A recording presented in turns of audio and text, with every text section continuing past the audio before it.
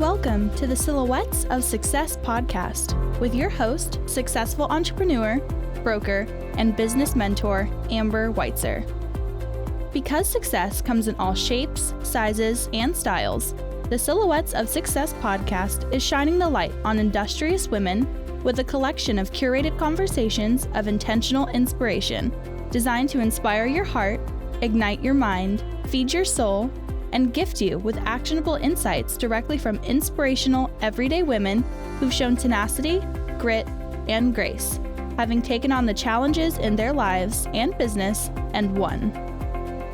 Remarkable, down-to-earth, and relatable, Amber and her guests will share with you uplifting and extraordinary real-life success stories, motivational ideas that just might help spark something within you.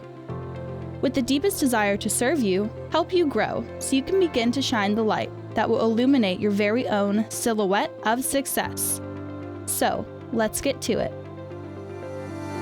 Hello, and welcome to the Amber Weitzer podcast, Silhouettes of Success. Our VIP featured guest is an accomplished businesswoman, author, former mayor of Southlake, Texas, their very first female mayor. Yes, that's right.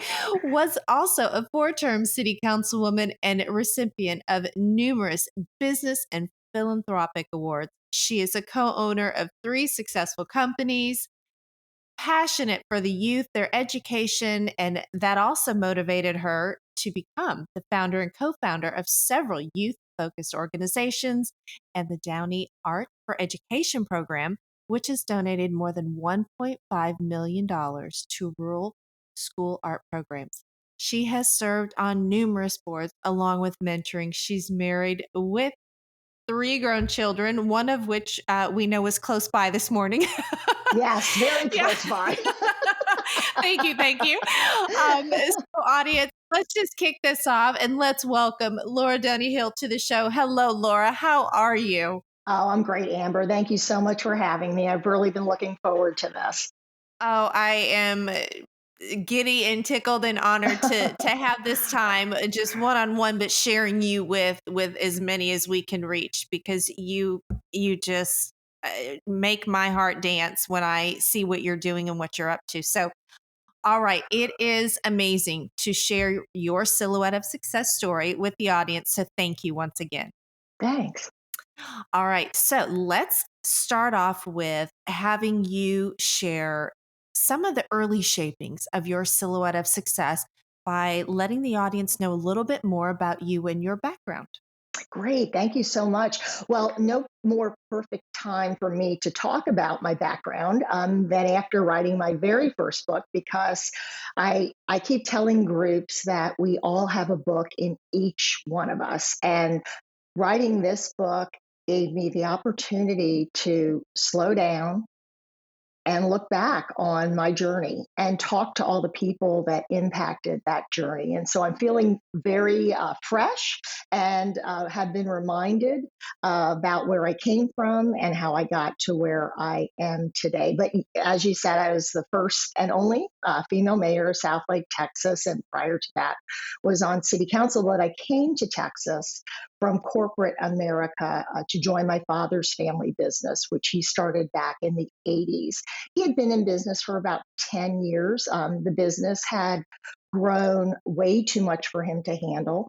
So in 1995, he came to me, his oldest child, and I tell the funny story. I don't know if he wanted me to join the family business or if I was all he had. My sister lives in Europe. My brother was at the time in the U.S. Army, and so I came and joined the family business. But I think, as all oldest child women know, you can't say no to your parents. So I think I got guilted into joining the family business. But yeah, so that's what brought me to Texas and gave me the time and the opportunity to get more involved in local politics, which was always an interest of mine, but more importantly, to get really involved in philanthropy. So philanthropy came first, politics came second. I honestly saw local politics as a way to get things done in the organizations that I believed in, which was, as you mentioned, primarily organizations that work with helping young people gain a seat at the table, learning how things work so they can be our future learners. And as I went and wrote the book, what I found out is that my drive and my leadership style all came from being a young kid that grew up like, many lower middle class American families, that every time, dad got an opportunity with his company, it meant a transfer. So many schools, 6, 7, 8 different schools, never having the chance to connect and make good girlfriends that are lifelong friends, and then having to learn that later in life and making a lot of mistakes along the way. So that's how I got to where I am today, and I'm really grateful that I followed through on a promise to myself, and that was to write down all these experiences and make it into a book. Honestly, it was a book I thought I would just share with my kids. I never thought I would share it with the world. So that's been a little humbling, but it's been a lot of fun. Well, we are so fortunate that you did put that out there for us. It's because of what you just shared, there's times where I don't want to, proceed with the script because I want to catch Yeah. some things in the moment and just Girl have that talk. conversation. Yes. Which just similar to you, I'm noting some of the great bullet points here, and I can, I guess, relate to a lot of that. But you are preserving, and you thought you were just going to share it with your family, but you're preserving so much of the legacy and going back and really finding out, you've done what you have accomplished all these years, but then to be able to have the gift to go back and really understand more of where does that drive come from? Because Yeah. typically that's one of my questions, especially when one of our silhouettes is so involved in philanthropy or, giving back in community service. And seemingly your background, your repertoire of, the resume style ties you completely back to the Mm-hmm. service and the community. And that's always one of my questions when I see that is where does that drive, that passionate drive for service come from? And I think you've touched on it. Yeah, and I would say to women too, one of the things I found writing a book, and it is a book about leadership. It's in the style of a memoir. It taught me that I really, by looking within, that leadership is everywhere. It's PTO moms. It's putting together a gala in your community. It's raising money for a sports team that the kids play in. It's not just found in politics. It's not just found in corporate America. It's not just found in owning your own business.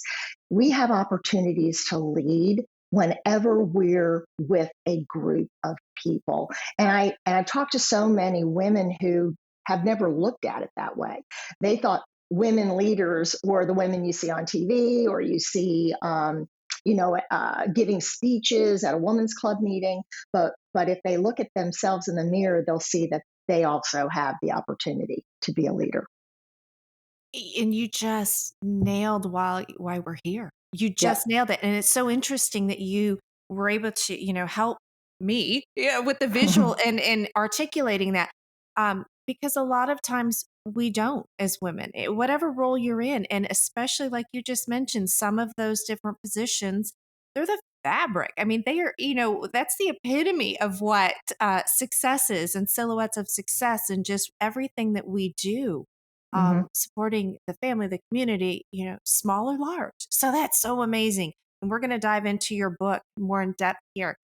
Talking about, and as you are on your fresh start, your renewed next chapter, as we say, Yeah.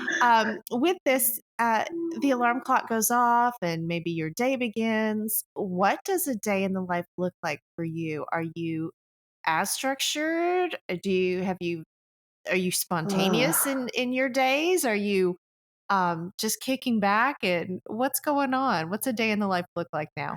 Well, I've had to admit that I am an overscheduler. I tell some very funny stories in the book about that every woman can relate to.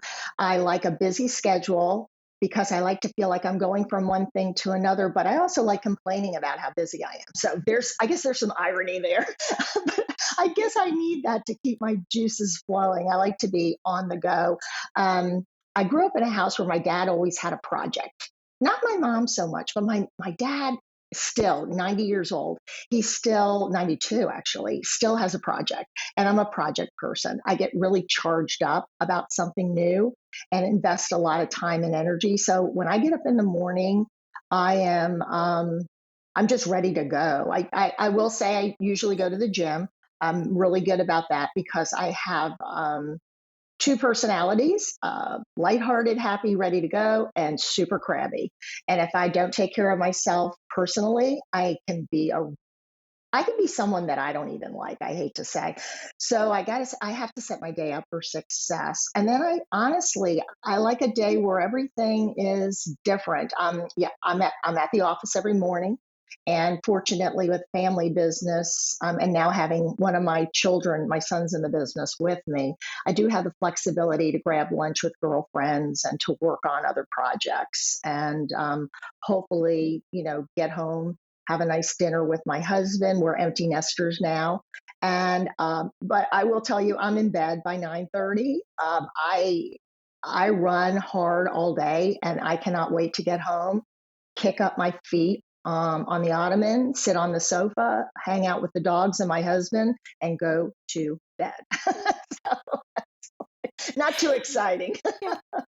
But it's so picturesque. I can see all of it, and I can envision all of that. Yeah. Talking about reflecting back, and again in your book, and what you just shared about on the go, being on the go, and observing and seeing those examples in your parents and your dad, especially with being a project person.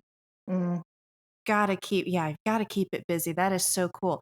Thinking on that, who do you think most influenced you, or what perhaps, on your initial career path when you first started out, and the philanthropy or the politics? How do you think yeah. that? Where did that come from? Um, I I share in walking in my shoes and how apropos walking in my shoes because we're always, as women, always on the go. But my family completely changed from being a lower middle class family to being a middle class family, and then eventually living the American dream. Because right after high school, my dad went and fought in the Korean War. And the reason that changed my entire family was my dad got the GI Bill, and he was the first in our family to ever go to college.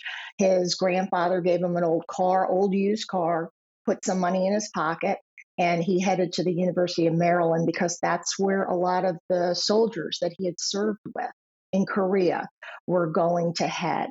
And they were able to get him a campus job. He was able to live in the veterans housing.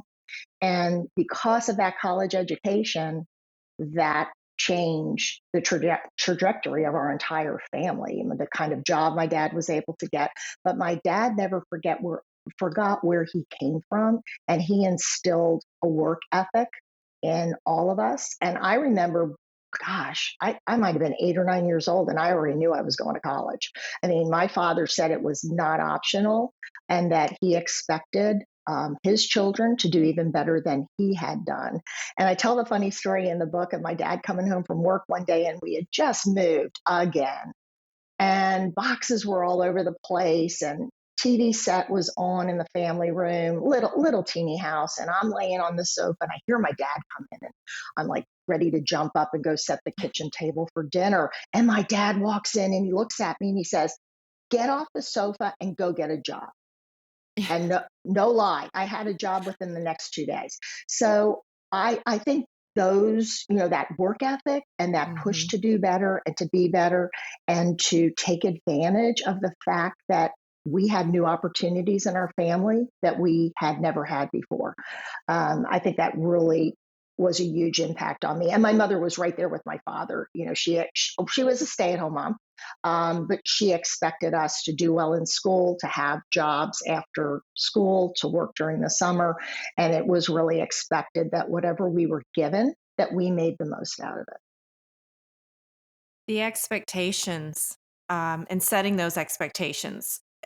for the family dynamics, Yep. and then passing that on to yours, right? Your children and Yes. all. Yes. Yes, the discipline and understanding, and because you were able to recall and appreciate, and then hear that from your parents again as you reflect back in your book, as you review all of those things, that they become fresh, foundational blocks for sure. So before I move on again off script, rich history within your book, beyond lovely, of course, and I'm going to let you break into that more. But if I may, from my family to yours again, extend, just, you've mentioned it a couple of times, just the military service within your family. Oh, thank you. So sincere appreciation for all that Yeah. have served and may be serving. So, all right, Milady, let's talk a little bit more about you, and then we're going to have you share more about this magnificent publication that is Great. yours. Yes. So, and it might be applicable right now in talking about the book. How do you get, in sharing these best practices with the audience, how do you get unstuck when you need motivation, or and all the things that you've done and are doing and will do in the future? If something gets between you and a goal or a dream, how do you break through that seeming barrier? Well, I'll share with your audience something very personal that some people may know, most don't. But after I finished my term as mayor, I was term limited in May a year and a half ago, and Texas went through redistricting, and there was an opportunity for me to run for higher office. I ran for state rep in a new district to the west of Keller, Texas, just for point of reference. And I went into it 1,000%. I knew I would do a fabulous job as a Texas state rep. I walked door to door. I knocked personally on over 1,000 doors myself. Went to dozens of events, was up from morning to midnight campaigning, and I lost. And the reason I share that, I was crushed. I was crushed when I lost. I honestly, and I got beaten by someone who was new to the political scene. And so I felt like if you looked at two resumes, oh my gosh, like, why didn't people vote for me?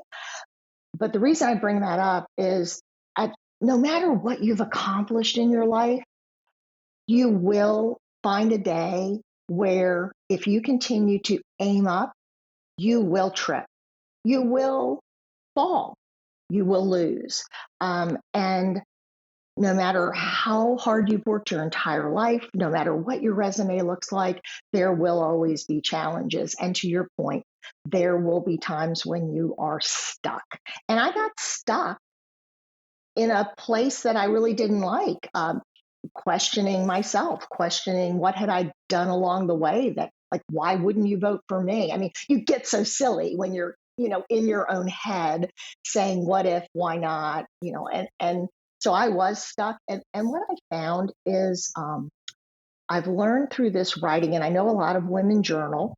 I know a lot of women record. I've been using voice recording a lot. That's how I write. I went back and wrote a new chapter to my book, and it's called Sometimes We Lose. And I think women, especially, that put themselves out there, we're always, as women, always over prepared, right? We're always over prepared. And so we feel like we go into everything ready to go to give it 1,000%. And so when we lose, not fail, when we lose, it hurts. It hurts the heart. It hurts self confidence.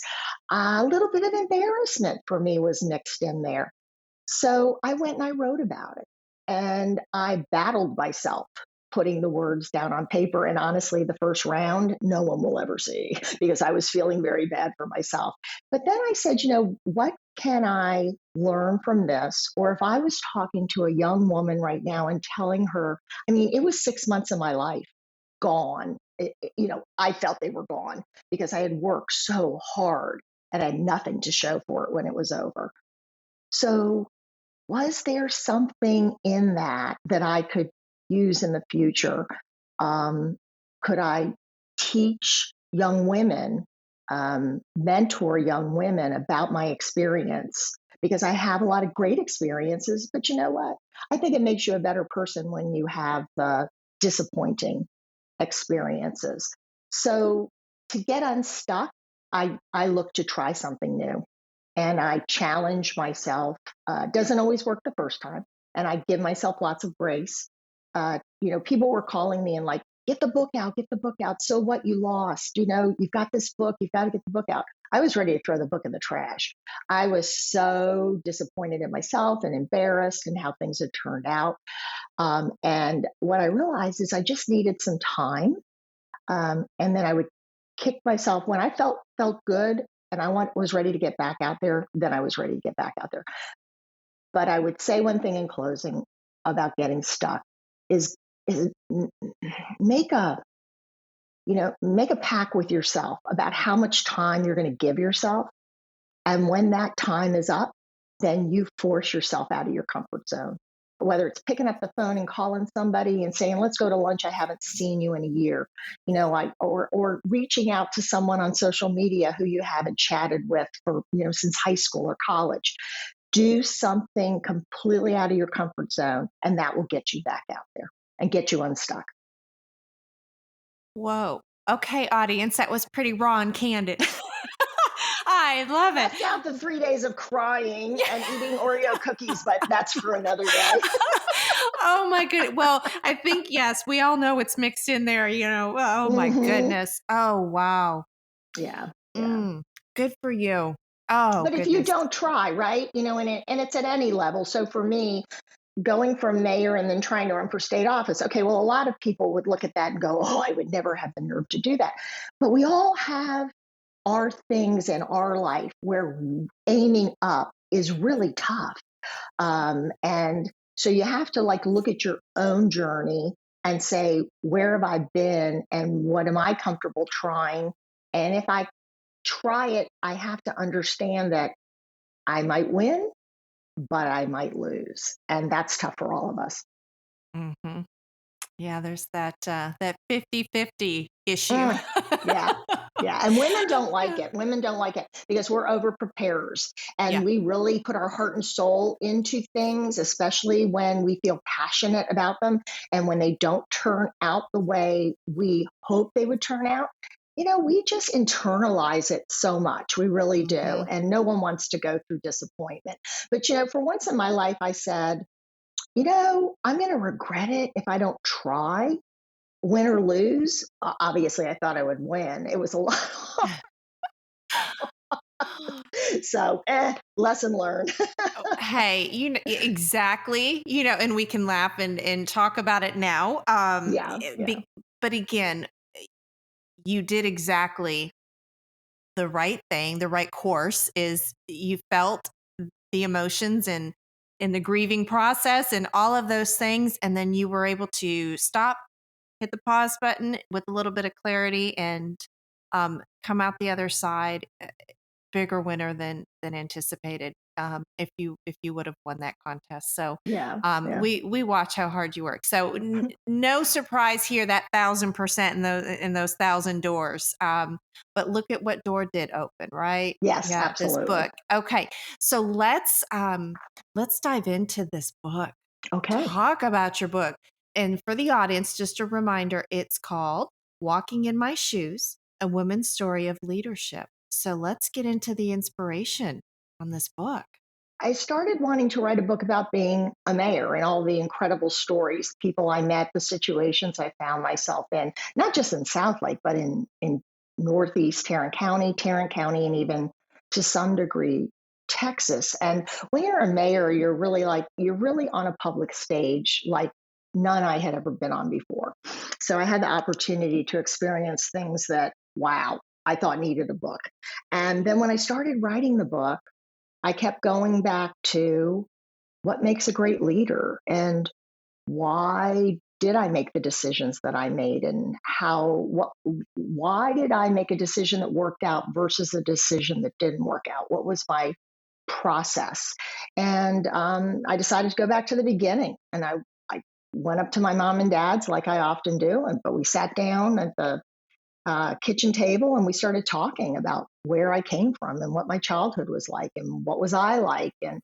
And my beginning is what led me to understand why I'm the person that I am and why I'm a lead. I feel like I'm a leader even when I'm in office or even when I'm, I walk into every room feeling that kind of empowerment. And I couldn't understand why I'd made some of the bad decisions I'd made along the way, because now as a 60-year-old woman, I look back and go, oh my gosh, Laura, what were you thinking? But I understand now, having gone through this whole process of looking back, that I wasn't mature enough. I hadn't had the losses, right, that made me more humble, that made me more empathetic.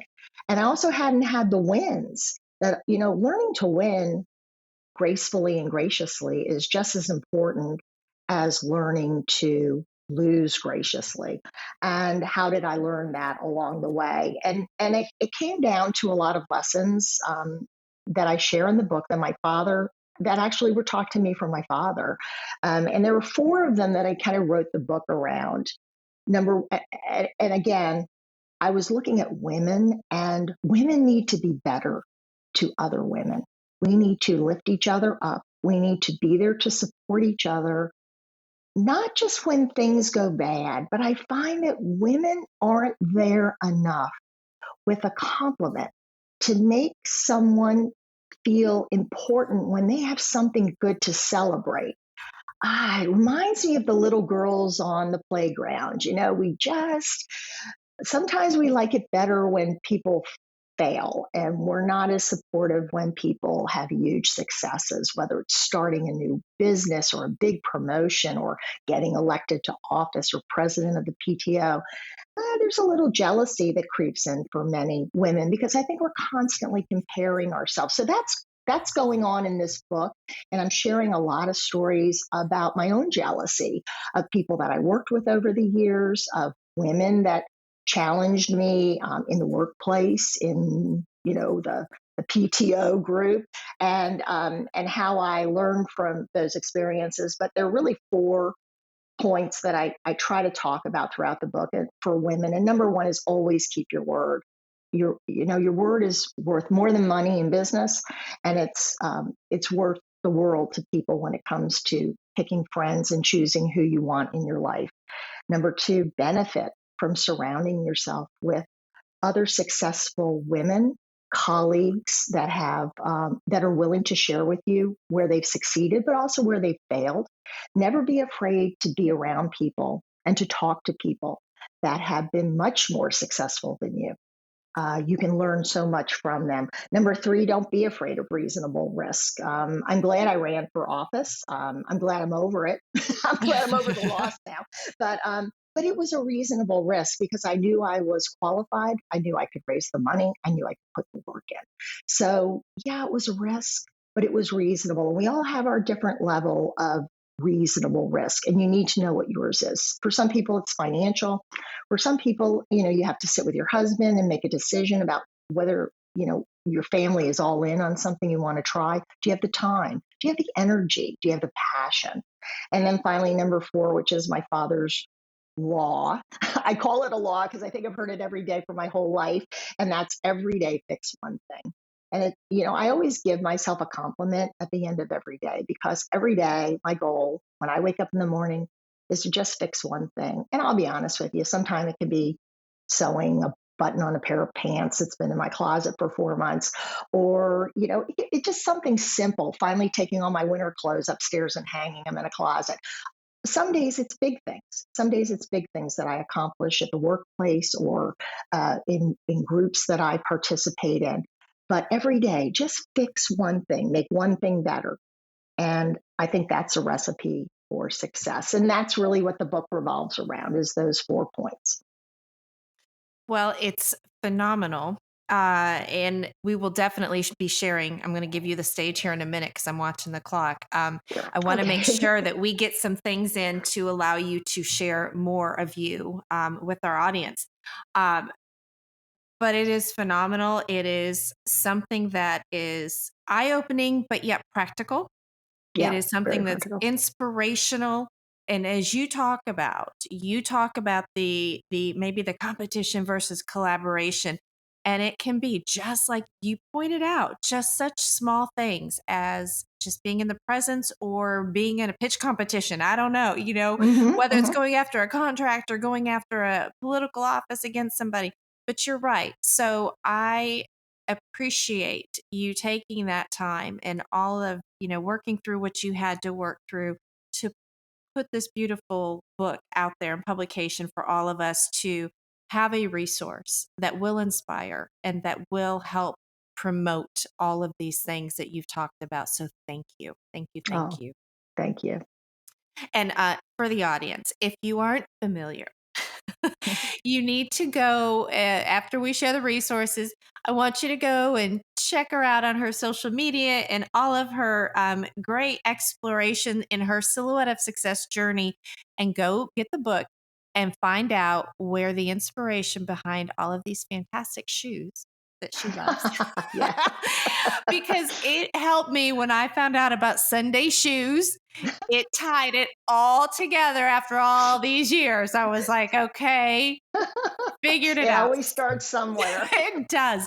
And I'm right there with you, but it was fantastic to see where that originated. Okay. All right, milady. I know I've got to let you go. So, Laura, it has been awesome Thank you. visiting with you today. Thank you. I'm going to have you share a couple of things, but the first one is intentional inspiration. And it might be something you've just mentioned a second ago, but I'll let you carry this one.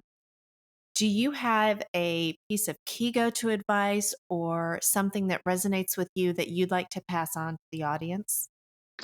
The greatest thing I've learned through this whole process is give yourself grace. We owe it to ourselves to not be so hard on ourselves, and no one else can do that for you. You have to look in the mirror and say, I'm a good person. I'm trying my best. I'm doing my best, whatever the situation. And there will be hard days and there will be great days, but give yourself grace, because if you don't give it to yourself, no one else can. Perfection. Perfection. Thank you. Thank you. All right, my lady, this is all you. Where can our audience go to find and connect with you on your socials and support you in your continued success? Great, thank you very much. And I think what you're all going to find is that I'm just a really normal woman that found what is I found my thing, and you'll feel the same way when you find your thing. And on social media, I have a personal page. Feel free to reach out and friend me. It's Laura Downey Hill. I have my Facebook page for my author page. You can see the page versus my personal page. And then on Instagram, Laura D. Hill Author is my Instagram. And I also have a website which has all of that information, and it's Laura Downey, Downey, Hill.com. And obviously, Downey is my maiden name, and I decided to use that because in going back on this journey, so much of it was about my family and where I started. Perfectly said, perfectly strategically thought over. And it's just, again, a perfect reflection of your journey and your silhouette of success. All right, Laura, it has been pure magic. I'm on cloud nine. I know I Yeah, have me to leave too. you. Thank you. Oh, my goodness. About myself. Thank you Oh, so you much. should. Oh, well deserved, well earned. Just such a tribute. And again, sharing you and your resource and your journey with the audience, it's going to light up so many other women. So thank you, thank you, thank you. Thank you. All right, my lady, you have been an inspiration and true light for us all. Until next time, thank you very much. Thank you for joining us on this episode of the Silhouettes of Success podcast. If you enjoyed the show, make sure you subscribe so you don't miss out on all the new episodes. We are here for you and with you. We encourage you to share this podcast on all your socials and pass on the light to help illuminate another silhouette of success. To find out the latest ways to inspire your heart, ignite your mind, and gain actionable insights, subscribe at thesilhouettesofsuccess.com or connect with us on Facebook, LinkedIn, and Instagram. We're grateful that you tuned in. Remember, you are exactly where you need to be, right here with us. This is the Amber Weitzer podcast, Silhouettes of Success.